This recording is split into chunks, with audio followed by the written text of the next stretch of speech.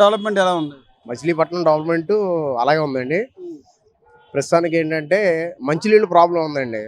ఆ మంచినీళ్ళు గురించి కొద్దిగా రవి గారు చూస్తే బాగుంటుందండి.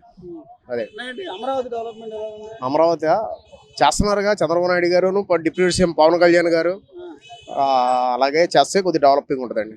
రాజధాని అనేది 3 ప్రాంతాలకు ఉండాలి. మచిలీపట్నం, విజయవాడ, గుంటూరు అనేది జగన్ చెప్తారు. మీకు మచిలీపట్నానికి రాజధాని ఎలా ఉంటుంది?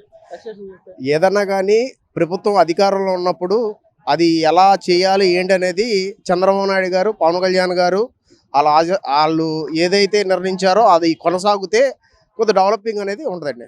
మచిలీపట్నం పోర్ట్ ఉందండి, అలాగే మెడికల్ కాలేజ్ ఉంది. కొద్ది డెవలపింగ్ అవుతే కొద్ది మచిలీపట్నం ఇప్పుడు హైవే రోడ్లు పడుతున్నాయి.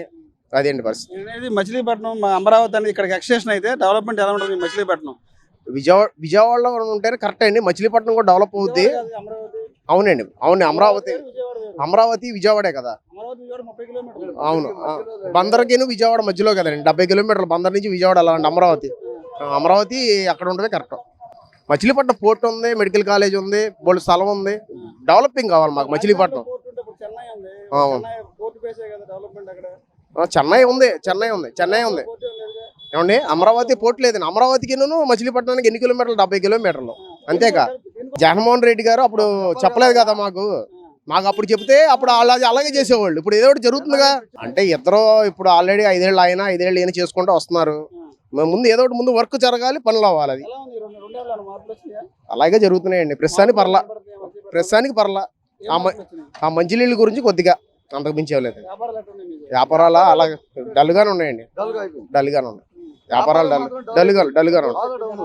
ఏమండి, అదే అలాగే ఉన్నాయి ప్రస్తుతానికి. వ్యాపారం మాత్రం పెద్దగా చెప్పుకునేది లేదు. వ్యాపారం మాత్రం అన్ని చోట్ల పడిపోయి ఉంది.